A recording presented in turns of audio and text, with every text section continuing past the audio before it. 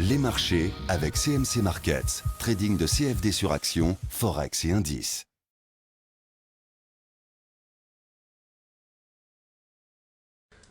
Bonjour, je vous présente aujourd'hui une vidéo d'analyse technique de Peugeot tradable à partir de la plateforme de CMC Markets.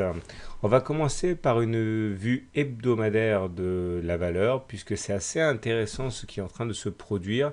Donc là nous sommes en unité de temps hebdomadaire, c'est-à-dire que chaque bougie que vous voyez correspond à une semaine de cotation et nous voyons que le plus important à retenir c'est que nous venons de valider la cassure d'une soucoupe avec anse. Alors voilà la soucoupe. Et voici l'anse. Ça se distingue de la traditionnelle tasse avec anse par le fait que l'amplitude de la tasse à proprement parler est beaucoup plus importante, d'où l'appellation de soucoupe.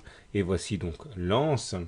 Et nous avons donc une cassure qui est devenue effective ici.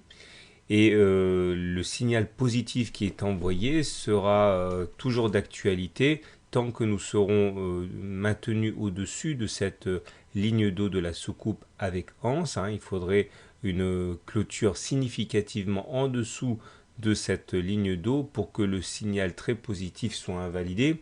Et justement, le signal nous invite à avoir pour objectif le report de la profondeur de la soucoupe reportée au-dessus de la ligne d'eau. Vous voyez que ça nous donne un objectif très intéressant de 20 € tant que l'on ne clôture pas donc de manière conséquente, significative en dessous des 13 €.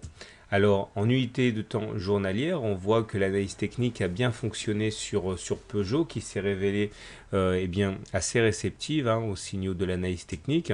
On était dans un canal avec de belles oscillations.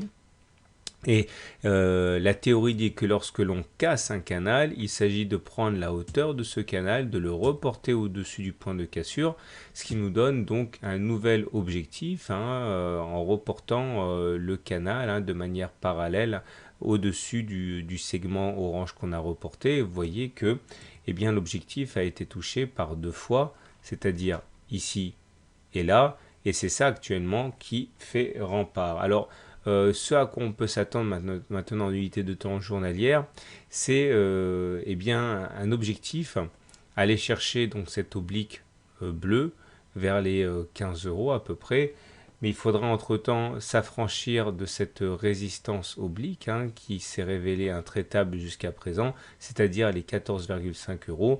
Et si on arrive à franchir ces 14,5 €, pourquoi pas effectivement dans un premier temps aller chercher les 15 €.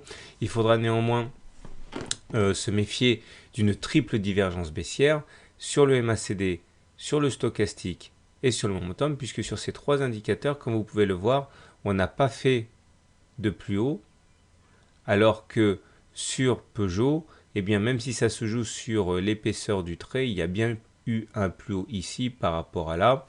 Et ça, c'est peut-être le bémol qu'il faudrait apporter à l'analyse journalière, parce que autrement, les indicateurs techniques sont quand même bien orientés. Regardez le MACD qui croise son signal à la hausse, c'est un signal très favorable. Regardez, la fois que ça s'est passé, c'était ici. Regardez, on a eu une hausse de plusieurs séances par la suite.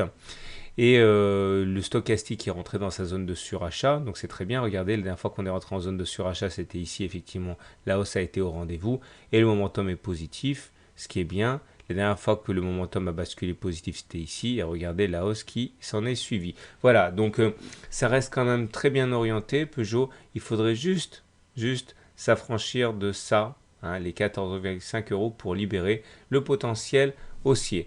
Je vous souhaite une bonne journée, de bons trades et à très bientôt pour la mise à jour.